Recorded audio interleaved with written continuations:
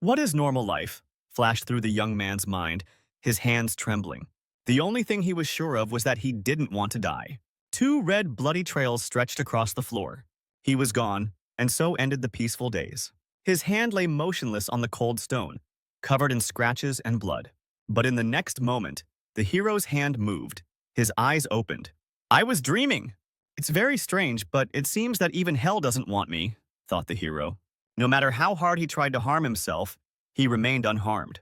The young man took a deep breath and opened a can of beer.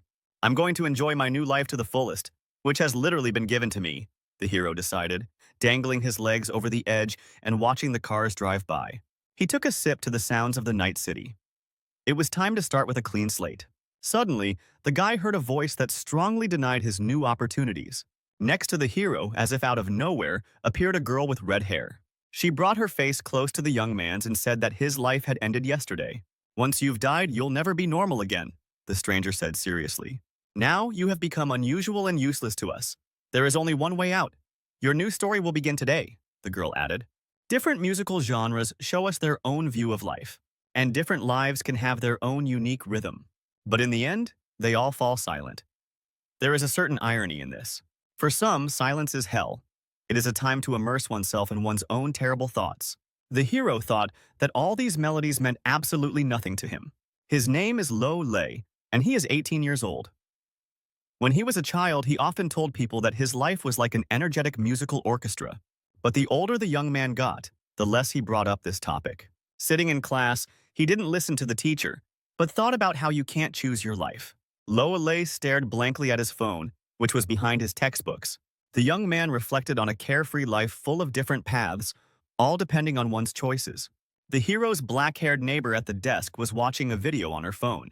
Suddenly, the teacher's shout, addressed to him, snapped the hero out of his reverie. Lo stood up, and the man asked if he had fallen asleep again.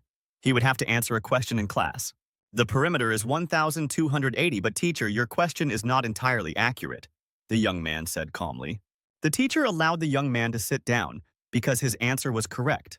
His neighbor at the desk said quietly, even when you're asleep, you can still handle any task. I expected nothing less. If I could sleep like normal people, I wouldn't doze off in class. But now it's impossible because I can only sleep 3 hours a day, replied Lo Lei. Finally, the bell rang. It was a signal to students and teachers that classes were over. Xiaojin, have you set a meeting place yet? Luo overheard someone's conversation. A classmate approached the hero and asked if he really wasn't going again, even though it was their class meeting today. The boy replied that he didn't feel like it. The beautiful girl persisted. Are you really swamped with work again? You never participate in school life. Lo Lei replied calmly, I'm not working today. I have important things to do. A little later, in the evening, when it was raining outside, a conversation could be heard behind the warehouse door. Mr. Kun, everything is ready? 100,000 in cash. Your name is Luo Lei, right? What is your relationship with Luo Yan? Could be heard in the dark room. A bag full of money lay on the floor. The hero replied that he was his uncle and added that if there were no problems with the money, he wanted to say goodbye. One of the gangsters replied in a threatening tone, Who gave you permission to leave? This is only the money that Lo Yan borrowed from us. But where is the other 2 million in interest? Said the scoundrel. Luo Lo was stunned by this news. He had expected his uncle's debt to be paid off today, but now he was faced with such an incredible amount of interest. The gangster who was smoking a cigarette asked, Do we look like clowns? The young man replied confusedly that he knew nothing about it. He asked if it might be worth going back to his uncle to find out more. There's no need. Neither your uncle nor you have that kind of money anyway. That's why he offered another way to pay, explained the scoundrel. Lo Lei was stunned by this news. He knew nothing about another method of payment. I may not be able to sell you for that amount, but if I take your organs, eyes, bones, and flesh, I think I can make good money, the bandit said seriously. The hero's face suddenly broke out in a sweat. Only now did the young man realize how his own uncle had set him up. The man with the cigarette summed up that Lo Li was the payment. The young man couldn't believe what he had just heard, but unfortunately it was the terrible truth. His relative had handed over his own nephew to the gangsters to pay off his debts. The scoundrel left, and Lo rushed forward with a cry of no. He hoped he could escape. But suddenly, another gangster emerged from the darkness of the warehouse and cut off his escape route. The scoundrel waved the knife he was holding. Loe Lei suddenly felt a sharp pain piercing his entire body. The hero fell to the floor, losing both legs in a second. The bandits, who regularly tortured their victims, enjoyed the spectacle. The leader said to the executioner, "Be careful not to damage his internal organs." Lying on the floor with his legs amputated and bleeding profusely, Lo Lei begged to be released. The guy was rapidly losing blood. His hands were shaking. He didn't want to die. Kun glanced at his comrade, a silent question in his eyes. The bald bandit said, "Even though he lost his legs, his will to live is still strong." The leader replied, "That's great. A young and active body will be worth more." Meanwhile, the hero did not give up and, even without legs, tried to crawl to the exit. "Hey, don't let him move even an inch, otherwise he might go crazy and gouge his eyes out." "I don't want to die. I haven't done anything wrong. Why is this happening to me?" Lole whispered through clenched teeth. The young man reached for the open door and screamed. His fingers clenched as if trying to grab something. The next moment, he saw the gangster's feet next to him. The boy's hand rose imploringly. The hero remained silent. The fire of hope slowly faded from his eyes. The scoundrel swung his arm. One more blow and life would leave the young man's body forever. But these scoundrels really knew how to torment their victims, and the bandit chopped off the young man's outstretched hand. Loe Lei screamed like a wounded animal. His voice was filled with despair and inhuman pain. The mutilated body of the unfortunate young man lay on the floor. The monsters had deprived the hero of all his limbs. The young man was no longer moving, and the bandits decided that he was dead. It was raining heavily outside, as if nature was mourning the death of the innocent young man. In one of the apartments in the high-rise building, the TV was on. The presenter on the screen said, "There has been another unfortunate incident involving the disappearance of a body. According to preliminary data, the missing body was chopped up with an axe." The man on the other side of the screen muttered to himself, "Everything has changed so much, now they even steal bodies." It was none other than Lo Lei's uncle. Lo Yang looked at his phone screen and said to himself, "Why hasn't Mr. Kun called yet? It's been a long time since my nephew left." The man wondered if Luo Lei had managed to escape. 2 pots of dried-up plants were getting wet in the rain on the balcony. Meanwhile, Luo Yang was trying to call Mr. Kun to find out about his debt. Suddenly, someone knocked loudly on the door of his apartment. The hero's uncle jumped because he wasn't expecting any visitors. He left the phone on the sofa, and at that moment it rang. Mr. Kun decided to call his debtor back. But in reality, the gangster couldn't call because he and his 2 accomplices were lying dead in a pool of blood in the warehouse. Lo Yang grumbled as he opened the door. "Why are you bothering me in the middle of the night?" Opening the door, he saw a silhouette that resembled his nephew. The hero took a step forward and now his face emerged from the shadows. "I'm home, uncle!" After the incredible pain and horror that Luo Lei had to endure, he sank into darkness. The young man cautiously opened his eyes and froze. Was he really alive, with all his limbs intact? The hero remembered clearly how the bandit had cut off his hands. He clenched his fist to make sure it wasn't a dream or a hallucination. His fingers obeyed his brain's command. Lo Lei couldn't understand what the hell was going on here, because he had been killed. The image of the school building appeared in the young man's mind. It was one of the few places he had visited during his lifetime. Then he saw the bright lights of the city's establishments, one of which he had worked in. Lo's whole life flashed before his eyes. Now he saw the shabby bed in the small room he had rented. The young man died in such a shabby place, even though he had not been rich or happy in life. Suddenly, the young man was overcome with uncontrollable anger, and he slammed his fist on the floor. The hero screamed loudly, consumed by rage and incomprehension of what the hell was going on here. The young man felt as if he were in some kind of capsule in the middle of the universe. Meanwhile, in the warehouse where Lo Lei had died, the leader scolded his assistant. "You fool! By cutting off his limbs, you killed our livelihood." Picking up the hero's severed arm, Kun said, "Now we can only sell his meat." Suddenly, he heard one of his subordinates screaming something about a ghost. Suddenly, the bandits saw something incredible. Luo Lei's severed head and limbs began to be drawn to his body, as if by magic. The head returned to the neck, the arms and legs fell into place and grew back as if they had never been separated from the torso. And in the next moment, the hero's hand clamped down on the frightened bandit's throat. The young man did not die. He was reborn to a new life, to revenge. After dealing with his killers, the young man went to his uncle, who was responsible for everything that had happened. "Lo Lei, you're back. Have you given them the money yet?" his relative said in shock.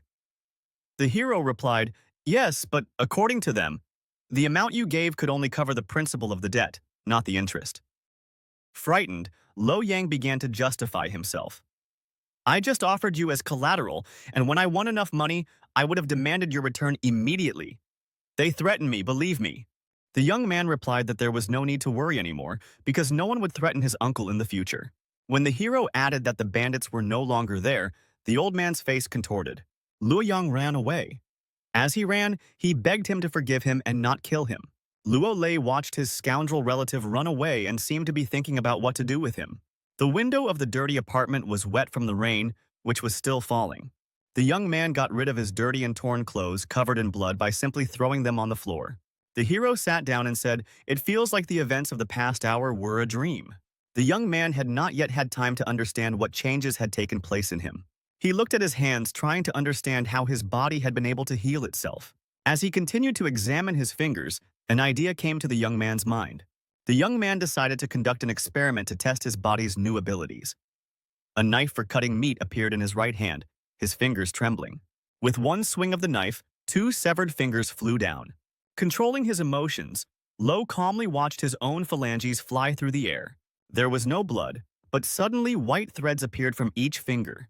The next moment, the fingers returned to their original place, as if they had never been cut off. Pressing his lips together, Lo Lei decided that now, without a doubt, he possessed superpowers. Yes, his regeneration was at the highest level, but it was still incredibly painful to be injured. A little later, the hero decided it was time to visit the store. After 3 cans of drink, the young man exclaimed happily, "How delicious!" Now Lo understood why his uncle drank so much alcohol. The taste was as if he were about to go to heaven. If only the hero could have tried it before. Sitting on the windowsill and looking at the night sky, the guy said, there are so many things in the world that I haven't tried." He remembered how, when he was alive, he spent every free minute doing hard part-time jobs. For example, he handed out flyers dressed in a bear costume. When the guy returned home, he only had enough strength to fall into bed and sleep until the next morning. Things like finding a girlfriend were out of the question. The hero also tried beer for the first time only at the age of 17. Now he felt that he had wasted his best years. Feeling angry, he crumpled the tin can and threw it on the floor with rage. Lo immediately grabbed a second can. He wasn't going to waste any more time. Gulping down his drink, he plunged back into his memories.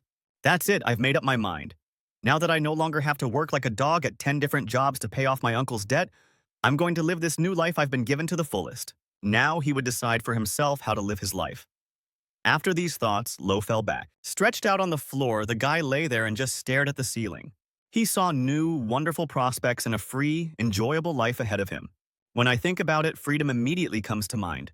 I think it comes first, freedom and wealth. Only now did the young man remember how, after dealing with the gangsters, he had run away, forgetting about the money he had earned through hard work. Now he decided to take the 100,000 and buy himself a new phone. But when the young man came to that damn warehouse, he heard the sound of an approaching car. Hiding behind a garbage container, he heard a conversation. The first voice said, "Boss, you're here." And Kun, The other one didn't let him finish. "Enough about him. Better tell me, does anyone know what happened yet?" The other guy replied, "No, but our guys are so confused that they decided to call the police." "What about the person I asked you to contact? Are they here yet?" The second asked the first. The other replied that they were already waiting inside. "Damn it, we need to find the scoundrel who dared to commit a crime on my territory as soon as possible." Lo Lei, who had heard every word of the conversation, was disappointed that he had arrived too late. The young man noticed that the scoundrels were carrying firearms. He gritted his teeth, realizing that things were now getting complicated. Sitting among the trash, he grabbed his head. "I drank too much. What if they find me and kill me with one shot?" The hero tried to calm himself down. He hoped he could come up with something. And suddenly, completely unexpectedly, a pretty girl appeared in front of Lo. She asked if the guy was okay. "I could hear your heartbeat from 3 kilometers away," the stranger said with a smile. The hero asked her who she was. The girl replied, "I was just passing by and heard your heartbeat, so I decided to come over." The hero looked stunned. Lo Lei replied, "Even if my heart is really beating too fast, it's impossible to hear that sound." The stranger approached and replied that she was very sensitive to unique types of heartbeats. She added that this was the first time she had encountered something so unusual. The sound resembled the ringing of a bell. The girl put her hand on the hero's chest and added, "Ah, no, It's more like the desire to beat someone up. Lo's mind raced. What is this girl talking about? She's crazy. When will she stop touching me? Suddenly, the acquaintances heard the voice of one of the bandits. These three fools should be worth much more. Do you really think that a price below the baseboard is acceptable to me? The man who was clearly the leader replied that the money scattered on the floor would be their payment. He added, "That's how much you could be sold for, Jack." His silent companion stood behind him. His glasses glinted menacingly in the dim light. The leader was already getting into the car when the bespectacled man patted him on the shoulder and asked, "Are you serious?" Without waiting for an answer, he plunged a dagger into the neck of the man standing in front of him. The man fell face down on the car seat. Lo, who had unwittingly witnessed the murder, said, "How horrible! How am I going to get inside?" The stranger smiled and said, "They look like a criminal gang. Are you with them?" The young man replied irritably that this was a mistaken assumption. Did he really look like a gangster? "Oh? Then are you a spy from another gang who was sent here?" the beautiful woman suggested. "No. Come here quickly and crouch down. Don't stand there in plain sight," the young man replied irritably. The girl couldn't understand what he was doing here in that case. The hero explained that he needed to pick something up from this warehouse, something that belonged to him. "Is it the cash the fat man was talking about?" asked the stranger. The guy replied that he had earned this money by working like a horse. The beauty looked surprised. "Is that so? And why was your money left in a place like this?" Watching the bespectacled man close the trunk of the car, Lo explained, "It's a long story. I just want to get my stuff and disappear as soon as possible." At that moment, the hero saw the bandit take the bag with his money. "Everything would have gone smoothly if I had come earlier. Now he has my money, and he will definitely kill me if I try to take it back by force," the young man said in confusion. The girl replied that they needed to think about it. The young man shushed her, asking her to speak more quietly. His face looked tense, and he looked anxiously at his new acquaintance. The beauty, without taking her eyes off the guy, said mysteriously, "I'll just help you with this." The hero looked at the bespectacled killer and decided to clarify whether she really intended to help. Instead of saying anything else, the girl jumped out of their hiding place and turned to the man. Her actions greatly frightened Lole. The bandit with scars on his face and glasses stopped. The beauty pointed her finger at the guy and said, "This young man said that the bag is his, and if you don't give it back nicely, you're done for." The hero grabbed his head, deciding that the stranger was crazy. The bandit was silent, but in the next moment, a knife appeared in his hand, the same one he had used to kill his colleague 5 minutes earlier. Only a second passed, and the bespectacled man rushed to attack the teenagers. His long shadow covered the beauty, but she didn't move. Now, the girl really did look like a madwoman, because she looked at Lo with a cheerful smile and said, "Now it's your turn. Deal with him." The hero froze in place, literally speechless at what he had heard. Meanwhile, the killer was already very close. Pouncing on the guy, the man shouted, "Want someone else's money?" One precise blow with a dagger, and Lole's left arm fell to the ground. The strange girl watched what was happening with her mouth open. She followed the hero's severed limb with her gaze. The unfortunate young man roared in pain, and at that moment the sharp blade touched his chin. The eyes behind the villain's glasses burned with fierce fire. He shouted, "So you're the one who wrecked the warehouse?" Lolo fell down. The bandit believed that if he killed the guy, his mission would be complete. For a moment, the man froze in place, silently staring at the helpless young man. A look of disappointment appeared on the stranger's face. She had expected more. She was sure that the young man would handle the task with ease. At that moment, the bandit turned his attention to the girl, but she managed to dodge, thus avoiding the attack. The stranger did not lose her balance and swung her leg to strike. She hit the scoundrel right in the face, and the blow was so strong that he dropped his weapon. Without giving the bandit time to recover, the girl delivered a second kick right to his solar plexus. Wiping the snot from his nose, the man said, "Not bad. You must be a cop, right?" The girl replied defiantly, "You can call me whatever you want." She then added that she doesn't usually hunt gangsters. "The only thing that gives me pleasure is destroying those who make noise," added the beauty with a crazy smile. At that moment, a cough distracted the opponent's attention. Lole, who had finally managed to get to his feet, cleared his throat and said, "You're the one making the most noise here." "Ha ha, you're still not dead?" "Unbelievable," said the stranger with a smile. "How is that possible? I deliberately cut his throat. He should have choked on his own blood," said the bespectacled man, puzzled. Lolo touched his neck and said discontentedly, "Why start with the head right away? I almost lost consciousness from the pain. The scoundrel didn't understand how the guy was still standing. The hero said, although I'm used to it by now, it's still annoying. Why do they always take mine away? Why are the circumstances not in my favor? The beauty laughed, but turning to the bandit, she suggested he continue. You cut off my head a second ago. Now it's my turn to kick your ass, exclaimed Lo. The hero added that he would take what belonged to him anyway. Now it was the guy's turn to demonstrate his fighting skills. The young man's hand, which was still lying among the rubbish, began to move. The next moment, the limb began to pull itself toward his torso. But a second later, the guy changed his mind and aimed the severed limb directly at his attacker. Connected to the body by a thin thread, it seemed to have a life of its own. The hero's severed arm instantly flew towards the villain's face. Another moment, and it would have smashed his glasses. But the bandit had good reflexes and managed to dodge, and the fist flew past him. He stared in amazement as the severed limb flew upward. The hero's hand grabbed the edge of the roof. The man had not yet recovered from the first attack when Lolo rushed forward. The stranger, who had been watching the fight intently, exclaimed enthusiastically, "Wow, just like Superman!" The only weapon in the hero's hand was a brick. It seemed that in another second, the stone would fall on the killer's head. But the scoundrel managed to react again. He covered his head with his hand, and the brick shattered upon impact. Lo decided not to delay. Jumping up, he tried to knee the thug in the face. At the last moment, the guy changed his plan. Instead of hitting him, he jumped onto the scoundrel's shoulders. Under the weight of his opponent, he began to sink to the ground. Taking advantage of the bandit's disorientation, the hero grabbed the bag of money. When the man fell to the ground, Lo had already managed to jump away, hugging his prize. The young man jumped high, finally connecting with his hand, which was still hanging onto the edge of the roof. Misjudging the distance, the guy hit his head painfully on a beam. It hurt so much that his fingers let go of the edge of the roof, and the hero fell to the ground. This situation made the stranger laugh. Jumping down to the ground, landing next to Lo, who was still lying motionless, she said, "Very cute super skills." The young man's eyes were open, but they did not express any emotions or thoughts. The beauty reached out and touched the hero's hair. The girl smiled, enjoying the whole situation, a strange person. Suddenly, the stranger felt some movement behind her. The bandit came to his senses and got to his feet.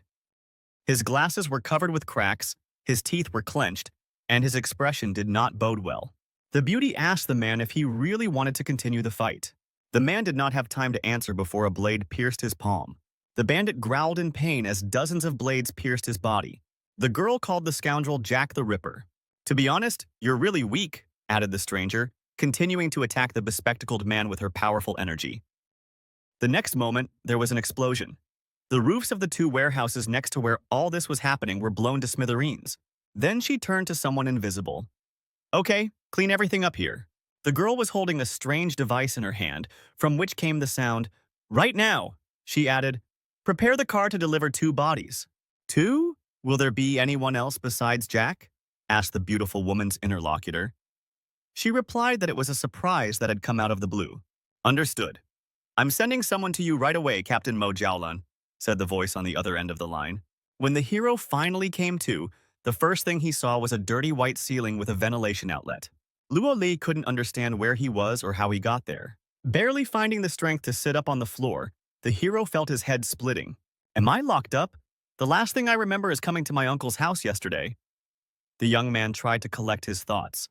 He looked around and suddenly saw that one of the walls of his prison was made of glass, and behind it sat an exhausted, wounded bandit wearing glasses. Lo recognized the scoundrel and immediately remembered the events of the previous evening. The other wall was also transparent, and the young man saw something like an office. He really wanted to know where the hell he was. Meanwhile, the strange beauty Lo had recently met was lying in her room. There were New Year's decorations all around. The girl was eating apples, but, lost in thought, she was staring at the ceiling. The hero suddenly heard a sound, and turning toward it, saw that the glass at the bottom of the door was rising. A hand appeared in the opening, holding a bag, which the man left on the floor of the cell. "I bought some takeout on the way back. I advise you to eat if you're hungry," said the stranger behind the glass, who was smoking a cigarette and looking at Lole with interest. The hero also looked closely at the man, trying to notice every detail, even the most insignificant ones. A badge pinned to the smoker's jacket caught his eye. "Hey, sir, where am I? Are we at the police station? Why have they put me in some kind of cell?" the young man shouted, banging on the glass. The man advised the young man not to waste his energy shouting, because the glass was soundproof. Then he advised the young man to eat and added that it was his last meal. Meanwhile, another man put a bag of food in Jack's cell and in response to his shouting said, "Look at your broken mouth. I'm afraid you won't be able to chew it all." At that moment, Lolo was trying to remember something, and finally he succeeded. He remembered the events of the previous night, how he had hit his head and lost consciousness. The young man remembered that before sinking into darkness, he had seen people with logos like the guy's, and now he somehow found himself here. And the first time I saw that symbol was on the necklace worn by that strange girl, flashed through the hero's mind. So that nonsense about her heartbeat was a lie? And that scoundrel was pretending to be an ordinary passerby too? Lo was indignant. Only now did he realize that the girl had deceived him. The door to the corridor opened. A man whose face was hidden by a hat walked forward with a firm step. Behind him ran a man in a suit and tie, trying to speak. "The top brass is asking you to write a report on last night's mission." "I know, they're in too much of a hurry. How tiresome," said the first man irritably. "Tell them the report will be ready when I feel like it," he added. There was a silent witness to this strange scene. "Over there is the interrogation room for the 8th Department. Would you like to stay and listen?" "No, thank you." The man who continued to hide his face behind his hat said, "I hate doing paperwork in the morning. Maybe you can write this report for me, Dean Guli." The smoker, who was the one speaking, refused. The man threw his hat on the sofa and said, "She's just crazy. What about our prisoners?" Dean replied that the prisoners were locked in soundproof cells. Captain Mo, who was hiding her face under her hat, said, "That Jack is so stuffy." Luo Lei, who had seen what was happening in the next room, immediately recognized an old acquaintance. "Hi, Guy. My name is Mo Jonlon. I am the captain of the Echo Security Bureau's Silent 08 Squad." The beauty introduced herself. The hero was enraged by this encounter and punched the girl in the face, but the glass stopped him. The captain saw that the young man was saying something, but she couldn't hear anything. She asked the smoker why the soundproofing was still on. He replied that he didn't want the noise from the cameras to disturb them at night. The girl asked her to turn it on. At that moment, she heard Lo Lei's angry tirade. "You tricked me by pretending to be a regular passerby. Release me immediately. I haven't broken any laws. What the hell?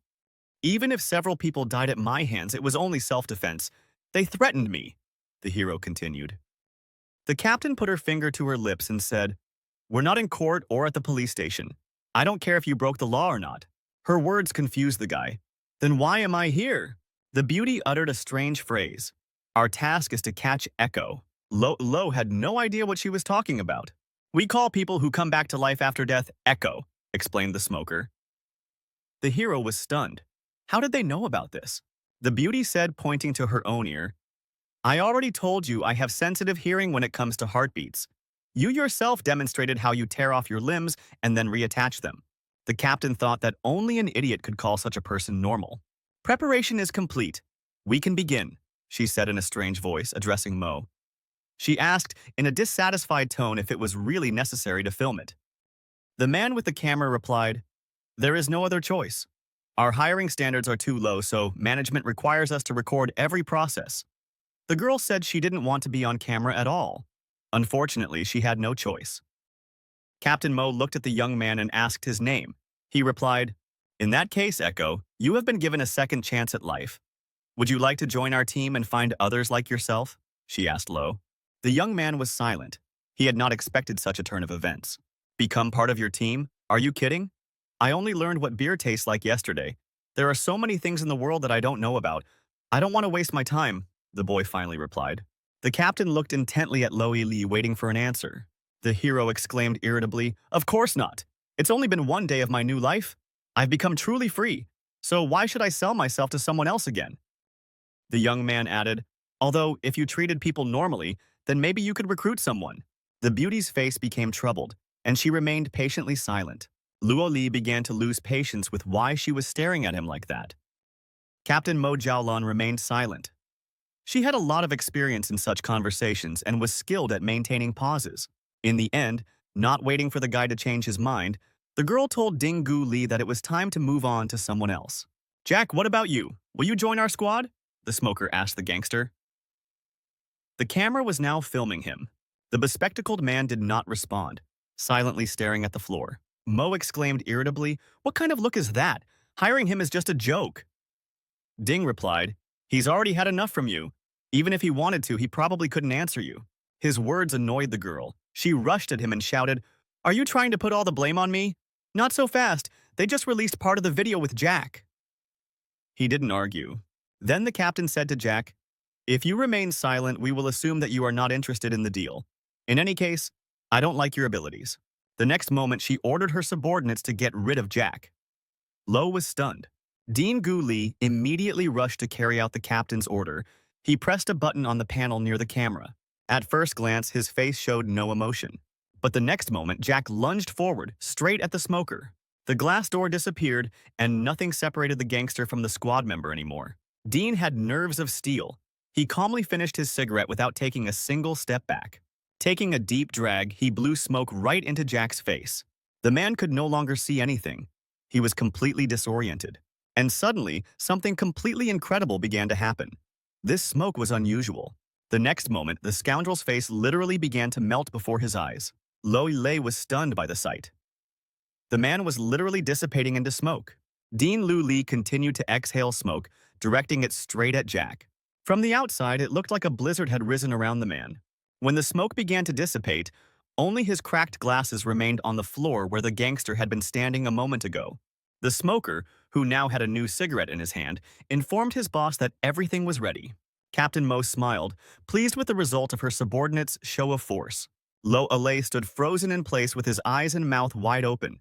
He had just witnessed a disposal. Jiaolan smiled and told the hero that now it was his turn. The captain's cunning plan worked, and the young man asked them to stop. The young man suggested that the beauty go to the meeting room, but she replied with her usual smile, "Those who have died once will never be normal again. And since you have become unusual, but not useful to us, the same fate awaits you as Jack." The hero's face was covered in sweat. The young man glanced at the neighboring camera. The glasses on the floor, whose owner had literally disappeared before his eyes, made him think and make the right decision. To calm his emotions, Lo closed his eyes with effort and thought, "If I refuse, I'll die right now. Screw a new life and freedom, the main thing now is to stay alive." The guy made the right decision. The only thing he was sure of was that he didn't want to die anymore. When the hero opened his eyes, he saw the captain's face. She was waiting for his decision. Finally, overcoming his own desires and contradictions, closing his eyes again, the young man said that he agreed to join the ranks of the Silent Squad. Mo exclaimed, "Yay, mission accomplished! We can rest now." Ding Gu Lin tried to object. "Captain, it's only 9:30 in the morning." Thus, under the threat of death, the hero joined this strange organization. A little later, he received a questionnaire that he had to fill out. Luola asked Mo when his bag would be returned to him. The captain replied, "We didn't take it. It's probably at the bottom of the sea right now." The hero cried out in despair that all his money was in it. Having recovered a little from the shock, he asked if their organization paid salaries. The answer was disappointing. Now, the guy had nothing in his pocket and he didn't know how he was going to survive. The girl said, "We provide food for all employees until they die a second time, so don't worry." The hero wants to know what to do next after retiring without savings. After all, this organization will definitely not provide him with insurance. The captain calmly agreed with his assumptions. "So, I'll be forced to work for you until the end of my days?" Lo asked angrily. The girl took another sip and looked at him silently. But in the next moment, she stunned the guy with her actions. Jiao Lan climbed onto the table where the hero was sitting. Touching her forehead to his, she said that his life had ended yesterday. The captain's behavior puzzled the new member of the squad. She frightened him. "Don't get distracted, keep writing. There's still a lot of work to do here," said the beauty, returning to her seat. A little later, the hero found himself in the back seat of a car. He continued to think about the strange Mo. At first glance, she seems nice, but in reality, she's just crazy. Escaped from a mental hospital, thought Lole. In the end, he decided that he needed to get out of there, because no one cared about his opinion. Behind the wheel of the black car speeding through the city streets was the familiar Din Gu Li. He was the first to break the silence in the car. Most often, those who become echoes die under strange circumstances. The young man replied, "Yes, I was actually dismembered alive." "You seem to be able to detach your own limbs, right?" the driver asked. Lo wanted to know how Ding knew this.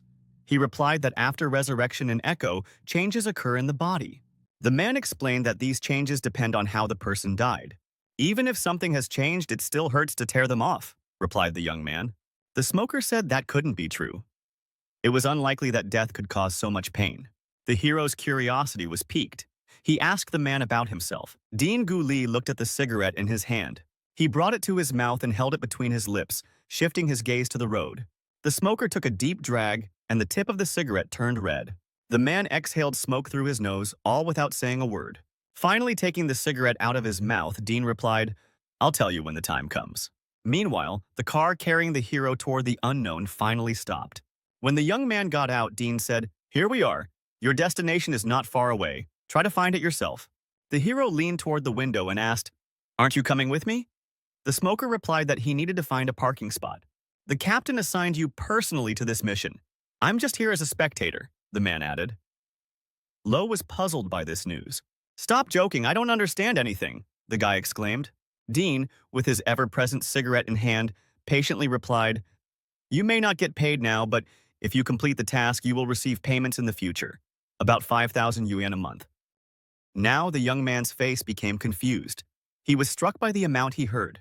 The man put his hand on the gear lever and, before pulling away, reminded Luo that he had taught him to look for Echo before they left the office. As he was driving away, Ding said to the hero, "Put on the noise detector and get started." The young man looked confused, but he remembered the 5,000 yuan. The hero decided that if he did get the money, it was time to act. Lo decided that in that case, it was worth postponing his escape plan for now. He took the headphones out of his pocket. Putting them in his ears, the guy got ready to work, remembering Dean's instructions. He closed his eyes and immediately heard a quiet signal coming from the headphones. The signal seemed to indicate the direction the guy should go.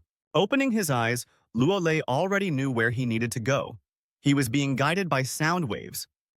Meanwhile, in the office, a girl named Jia Jia reported, "Captain Mo, all the information about the newcomer has been collected and is ready.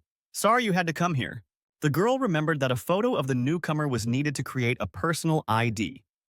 Zhao Lan replied, "He's on a mission right now. We'll wait until he returns. Why can't I get anything to work?" The girl added angrily, poking at the display. She still couldn't get the hang of it.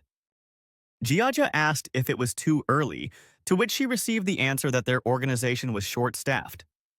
They were already aware of this, so they decided to send the newcomer on a mission right away. The girl with the braid said, "But we haven't taught him anything yet."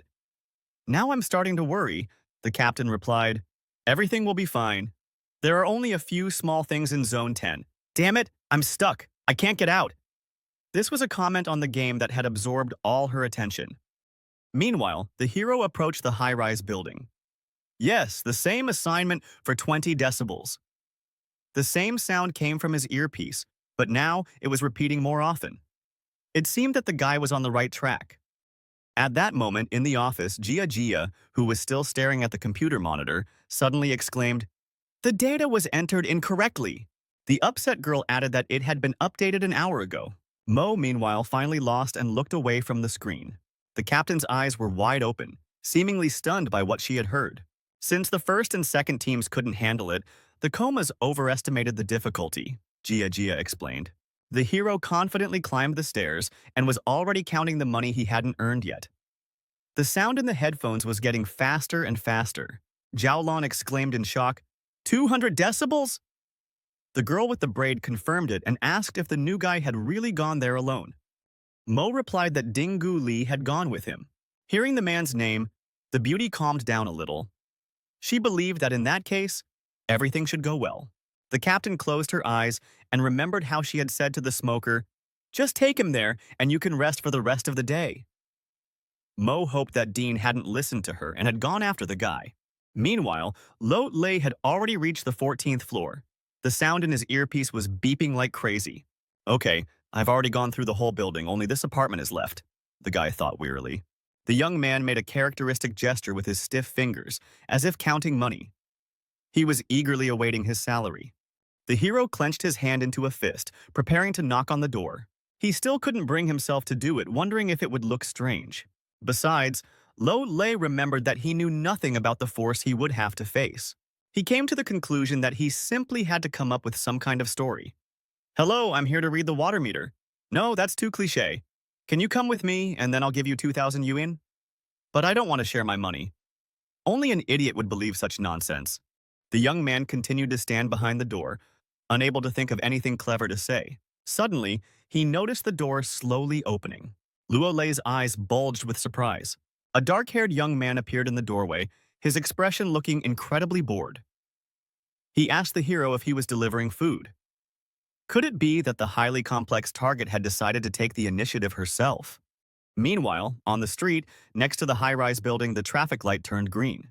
Dean Gu Li, who was about to cross the road, took out another cigarette. This mission is only 20 decibels. He'll be fine, right? The man wondered, a little worried. The moment the target stepped out of his apartment door, an unbearable squeal rang in Lo's ears. The young man clutched his ears, thinking for a moment that he had gone deaf. At that moment, he pulled out his headphones and threw them on the floor. The dark-haired guy's face became confused and sad. The next moment, he asked, "Are you from the silent organization?" Lo noticed that this young man was more knowledgeable than he himself had been during his meeting with the captain. He did not deny it. The guy looked back, glancing deep into the apartment, and said, "They sent a new one faster than I expected." The stranger's behavior completely stunned Lo Lei. The host disappeared into his apartment and allowed the guest to enter. The hero's right eyebrow rose. He was momentarily confused. Still hesitating, the young man finally stepped inside the apartment. Once in the living room, Lo sat down on the sofa. The hospitable host made tea. The young man looked around with interest. "What a wonderful place," said the hero. His gaze fell on the large TV hanging on the opposite wall. Next to it was a glass display case with incredibly beautiful things. Lo added, "It must be really cool to live here." The hero himself was not used to such interiors. Compared to his slums, this was a real paradise. Holding a cup in his hand, the owner said that this apartment had cost him his life. Lo Lei wanted to know the details. The sad young man said that he had to die to pay off the mortgage. "Let me introduce myself. My name is Kun Jin Kao, and I work as a programmer. 2 months ago, I died of a heart attack that I got from working overtime," the young man said. "I know about the silent ones and why you came here, so I won't resist," he added. Luo Lei was amazed that the young man was willing to cooperate. Kao lowered his eyes and slowly said, "I understand that I am now someone who does not exist in this world."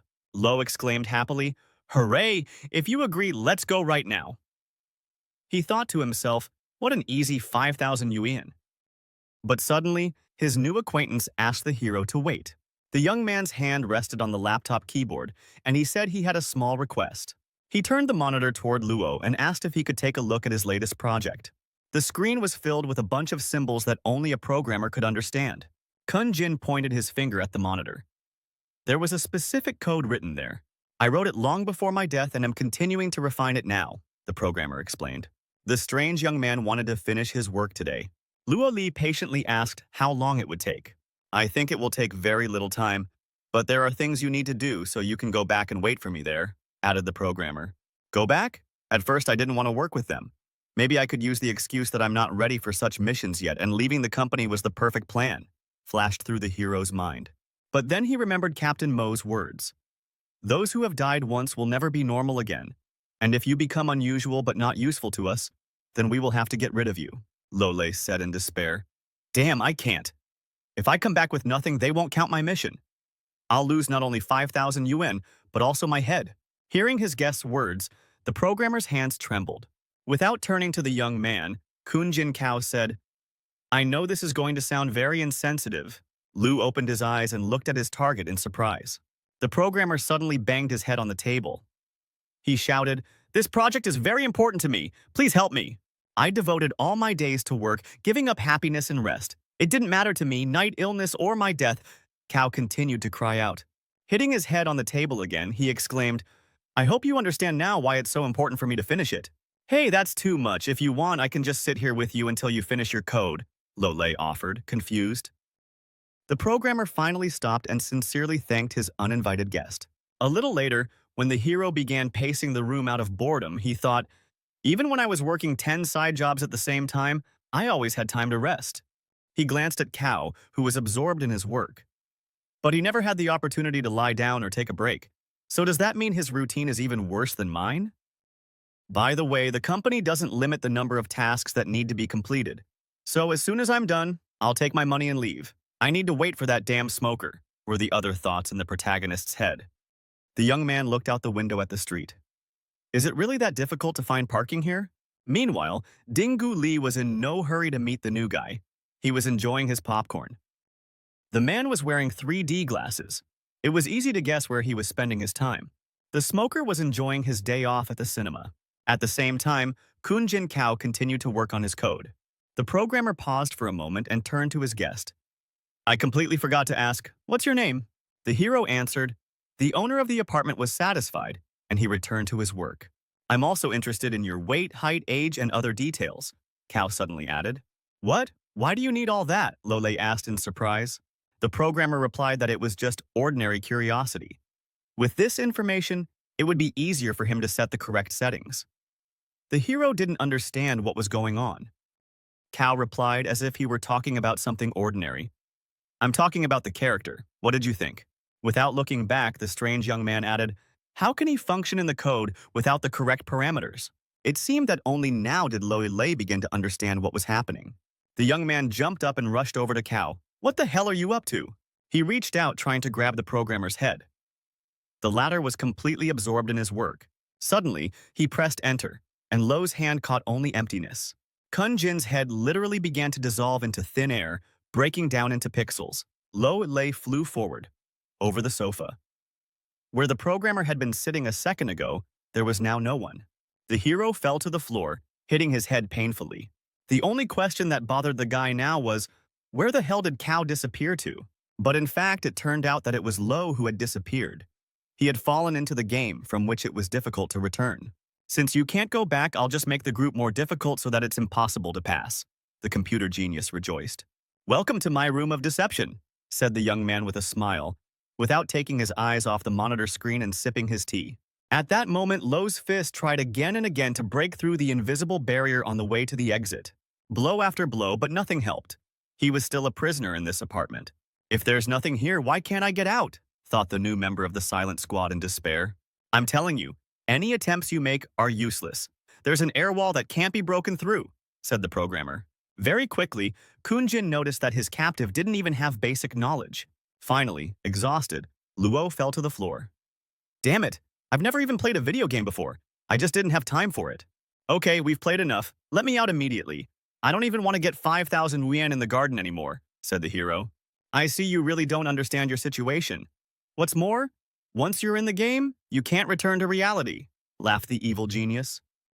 Lo shouted angrily, I didn't do anything wrong to you. Why did you lock me up here? The programmer replied, Are you serious? Your task is to catch me and deliver me to the silent ones, isn't it? The hero agreed, confused. The programmer added that in the current situation, he needed to complain. The young man tried to argue that Kao himself had promised to go with him after he finished writing the code. The genius replied that he was just lying and called Lo a naive idiot. I felt sorry for you then, but it seems I can't hold back anymore. I will definitely fulfill my mission, the hero said angrily.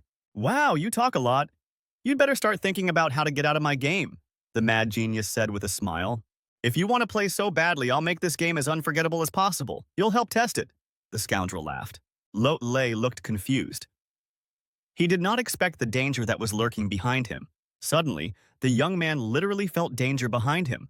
Out of the corner of his eye, he managed to notice a black shadow. But the guy didn't have time to react, and in the next moment, he received a powerful blow to the face. The hero lost his footing and flew through the air, destroying everything in his path with his own body. The programmer launched a black monster into the game. Lo's chances were significantly reduced. Oh, I completely forgot to mention. If you die in the game, you die in real life too, added the evil genius. 2 silent ones have already died, falling into my trap, he rejoiced. Don't disappoint me. I'll be waiting for your battle data, added the crazy Kun Jin Kao with a laugh. Luo could barely catch his breath. In this damn game, the pain was the same as in reality. After another blow, Luo Lei smashed the wardrobe with his bat. The programmer made a bet. One more blow, and it would be game over.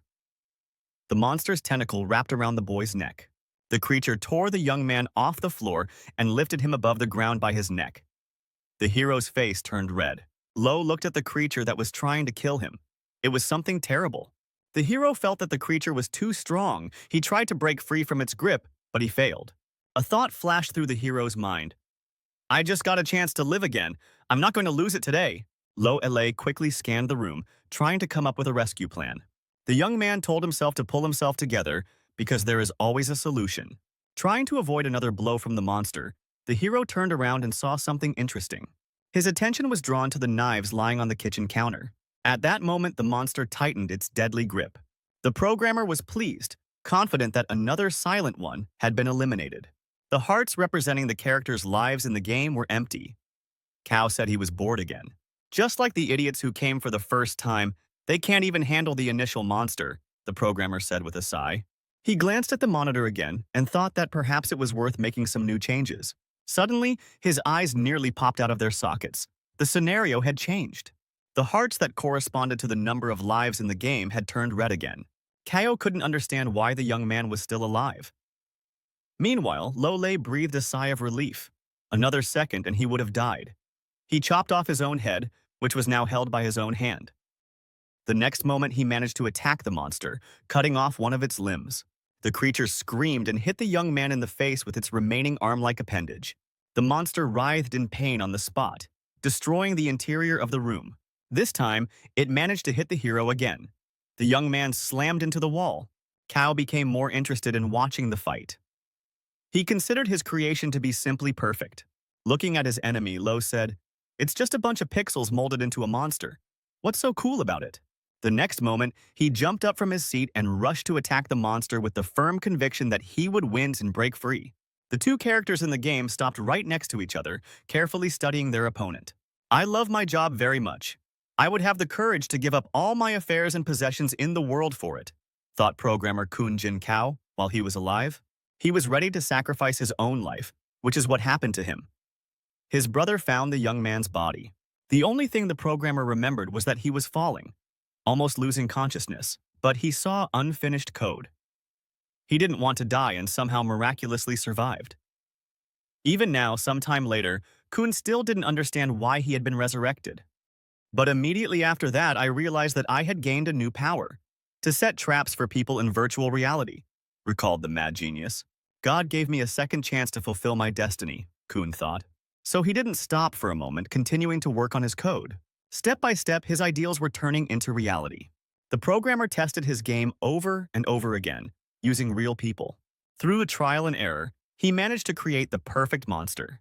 And suddenly, in a single minute, all my years of effort were destroyed by some kid, thought the mad genius furiously. He clutched his head, thinking about how to fix the situation. But at that moment, Kunjin caught himself thinking that for the first time in a long time, he was very interested. At the same time, Luo Lei looked at his hands, stained with something green, and said, "So these are the video games my classmate was obsessed with?" The hero realized that now he even wanted to know if they were really fun to play. The young man wondered what to do next, how to get out of there. He was stuck there, and it was unlikely that he would be able to get out in the usual way.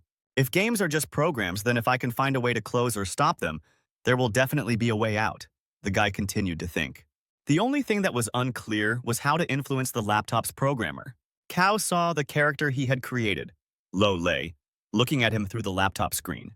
"It seems that one monster is not enough to destroy you. Maybe I should add a few more," said the genius. Without hesitation, he exclaimed, "It doesn't matter. Opportunities like this don't come along often, so don't miss it." Kun decided to increase the respawn rate of the mobs and continued to respawn them until the monsters he had created destroyed Lo's character.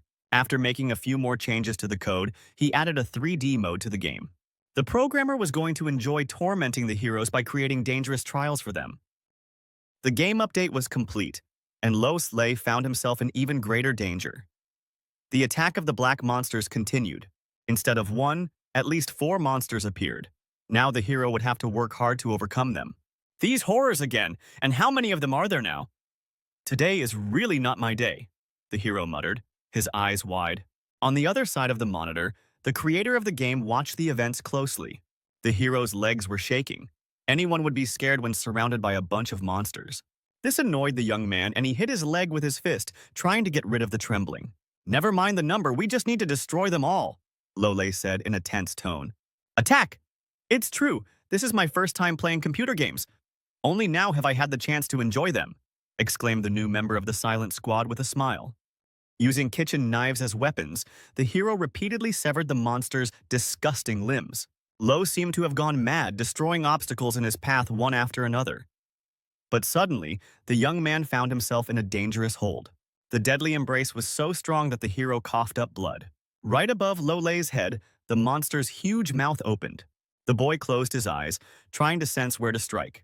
When his eyes opened again, he already knew what to do. Turning his arm back without looking where he was striking, the young man plunged his knife into the monster. The attacker's grip began to weaken, and the monster's green blood splattered right onto Lo. In the next moment, the monster burst like a soap bubble, splattering everyone around with green liquid. But that wasn't all. Once one monster was gone, another appeared to take its place. The hero was busy destroying monsters over and over again. He was already beginning to lose track of time. The programmer watched as the character in his game, the unfortunate prisoner Lole, killed monsters over and over again. The next moment, new monsters appeared in place of those just killed. The hero noticed that the new creatures were much slower than the first ones. The kitchen knife in the guy's hand was covered in green, sticky liquid. The character in the game was tireless. Before he had time to catch his breath, Lole rushed at the monsters again. The distance between them was rapidly shrinking. For a moment, the enemies were not visible in their entirety, only their limbs. The sofa fell to the floor. The hero got to his feet, wiping his face. Everything around him was green. The young man managed to draw certain conclusions. It turns out that the more monsters there are, the slower they move. The next moment, the hero heard suspicious sounds behind him. Turning around, he saw a new monster forming before his eyes from small pixels. "Hey, why is your dummy standing there like it's rooted to the spot?" the young man exclaimed, addressing the mad genius. The angry programmer's fingers jumped on the keyboard again. Because only a limited number of monsters can be loaded onto the polygon, the laptop started to freeze, Kuhn said thoughtfully. The update was very slow, so Lo had time to rest a little. The monstrosity was being created right before his eyes. Pixels swirled, forming the monster's head. Holding a kitchen knife in his hand, the young man began to roll up his left sleeve. "I think I found a solution. I've had enough of half-broken toys. Just wait until I get out of here, and you'll get a punch in the face," exclaimed the hero. The programmer laughed and replied, "Have you completely lost your mind out of desperation? Even if the monsters are immobile now, you still can't escape. Your song will soon be over, so just die in agony," exclaimed the mad genius when the update finally loaded. The monster lunged forward, attacking the young man, who barely managed to dodge the blow. Taking a step back, Lo fell right into the arms of the second monster. The boy easily broke free from his bonds, now not fighting, but seemingly dancing. Watching his victim's actions, the mad genius couldn't understand why he wasn't attacking. Performing various somersaults, Lole dodged the monster's attacks again and again. Perhaps he hopes to take advantage of the constant reflow mechanism and thus disable the laptop, Cao suggested. After another jump, the young man landed safely on the floor again. "Seriously? Do you really think that tactic will help you?" exclaimed the programmer. He called the guy an annoying puppy. The mad genius saw that the character was at a dead end. When Lo looked up from the floor, he shuddered at what he saw. The freaks had already gathered a crowd, and the programmer's computer was still running. Cao smiled and said, "Thank you for wasting time in such a useless way. It's enough for me to simply replace the team when a critical error approaches. I advise you to give up your pathetic attempts." He added that this space was completely under his control. Loele smiled slyly, seemingly confident that the mad genius had not figured out his plan. The young man showed the knife in his hand and advised Kuhn to look more closely. The programmer's eyes bulged at what he saw. The sight was truly impressive. "This world is about to collapse," exclaimed the hero, and with one decisive swing cut off his left arm. "Well, do you like it? Has your box of bolts gone mad yet?" asked the hero. Putting the cup on the table, the genius exclaimed that it was all useless. His iron would not break from two pieces. Realizing that one severed limb would not be enough, Lo took his hand in his teeth, preparing to continue. He decided that he would cut off as many pieces as necessary to finally break the bastard's computer. Again and again, time after time, the hero continued to chop off his own arm as if it were a stick of sausage. The evil genius did not expect such a turn of events. He saw that the machine would not hold out much longer. The hero made a tremendous effort because each piece was incredibly painful. Suddenly, Cao couldn't take it anymore and shouted, "Hey, stop it! Doesn't it hurt you at all?" He pressed the keyboard again and again, trying to stop the game character that was out of control. Lo didn't care whether it hurt or not. The arm was finished, and he had already reached the shoulder. The young man found himself surrounded by monsters. Losing strength, he fell to his knees. The next moment, when it seemed that there was no hope of salvation, the matrix suddenly cracked.